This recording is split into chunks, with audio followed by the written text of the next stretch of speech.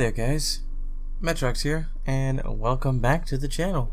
So I wanted to take a look at Clip Studio Paint 1.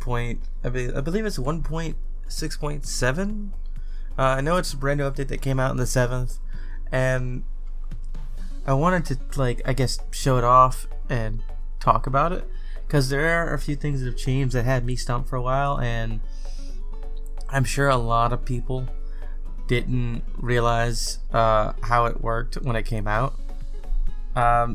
If you guys remember the assets section of Manga / Clip Studio,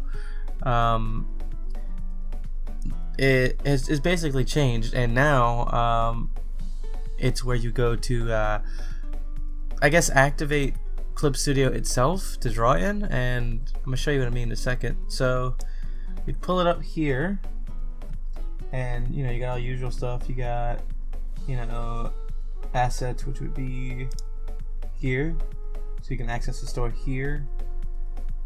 I'm waiting for it to load, but I haven't done it too many times, so it isn't really used to it yet. So you got all your brushes and stuff here. They added an ask section, I guess, to look for things, is my understanding, to learn things about it, and sorry, and see the frequently asked questions and stuff like that. So that's nice. So I guess they're trying to get in better touch with their community, which is good, because this application needs all the love it can get. And this is one of the ways to launch Clip Studio Paint, which I'm launching it right now, which I really don't want to, but it's got the wrong settings. But this is one way to launch it. I have to fix it. It's my error. It's not the program. I have an older version installed, so it launched the older version. And that's the thing. Try to install the new version without having the old version installed. Most applications tend to have things update as you install them. This does not do that. It took me a while to actually figure that out. So if we can try to figure out how we go back. So this Clip Studio, I think. Yep. Okay. Main menu. You click here for the main menu, and I guess this would be the materials that. These must be the materials that I have inside of my folders. Yep. These are all my main materials. Which means if we look through here, oh, still has it. Okay.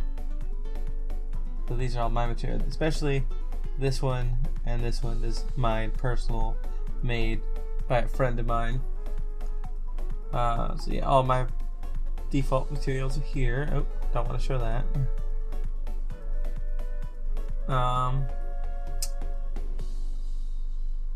So all those are in there. Then we have, where is it?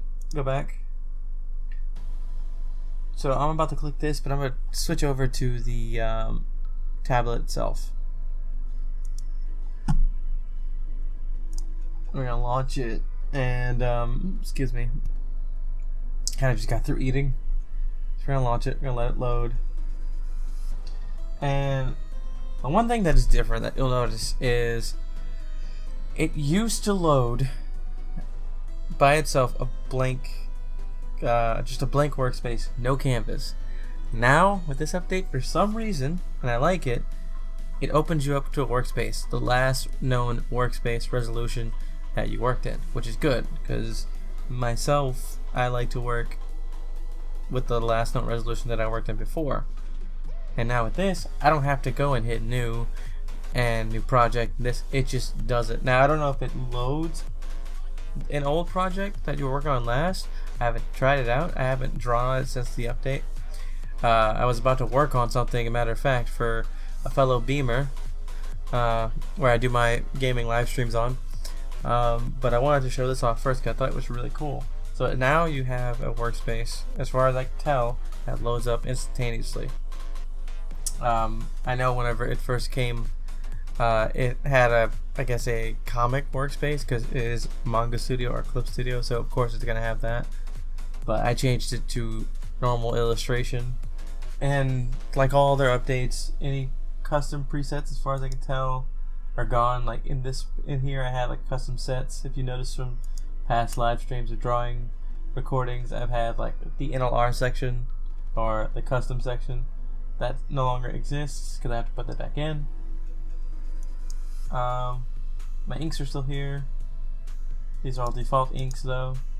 I have to remake some brushes, but that's no big deal. I have them saved. From what I can tell, it's more or less the same, but they did add this. Now if you come over here, double click, we now are able to add in the hex color. So I believe in Photoshop you can already do this, but now we have this ability, which is nice, and it's something that I've always wanted and was always frustrated that I never had, because there are those really specific colors that have a number and you want to just put it in there instead of manually trying to get that exact color. And now we have it. So that's a neat feature. The only downside is you can't fool around in the canvas when you mess with it. See, if I do this, I can't just fool around, if you can see, with the color. I hope that's something they add in another update. I guess this just changes how the colors react on the I guess the space of like the tones and saturation, desaturation, stuff like that. But I prefer this. And I guess there's just different modes here. This would be the color swatches, I believe. Yep, color set. And they got the color wheel too. They have a different version of the color wheel. This is the one that most of you are familiar with, or you're familiar with this. Well, most of you are familiar with this. Others are familiar with the triangle version of this. So that's that. I believe there was something to do with 3D animations. I want to check. They had this whole big thing about. Oh yeah, that's right. So if I do this right, nope. We should be able to look at things from a new angle now. Yes, we can now look at things at different angles now, which before you could turn things, I believe, but it was. I don't know. It rendered really weird. They keep, I guess on the website they keep talking about that you can look at it from different angles. I think you can have it to where if I can find it. Where is it? Mobility parts. It's something about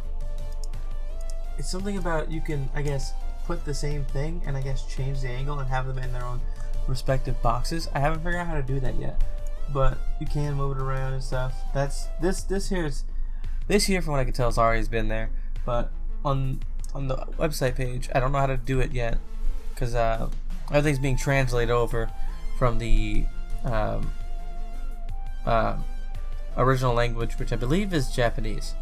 I haven't figured out how to do the thing that they display for the update, but I know you can do that with 3D models. If I figure out how, I'll probably put it in. I don't want to do that. I will put it in the absolutely there. I'll put it in the if I can think, on screen or in the description if I figure out how to do it. But it's not really a big update from what I can tell. But the biggest notable changes is that if you have an older version and you have it like pinned to your start menu or whatever, it will load that older version. The new version kicks in when you launch the assets from the assets shortcut automatically there. The assets is what's changed, and that's what's housing the updated version of Manga Studios Illustrator itself. So it houses the market, the program, and everything in between inside the market program, which is what a lot of people are probably going to be confused of. So I hope this helps. Until next time, I'll see you guys around. Also, I'm going to be posting some sketches for the $1 tier that I got done doing in my last art stream with Spooky Trey. So if you want to see those, it's only $1 on my Patreon per month. You can go check it out there. And If not, you can see what I did for the last post for Patreon pretty soon. Probably have that posted before this video goes. So when this video is up, it should be the latest artwork should be up. So until next time, see you guys later. Have a good one.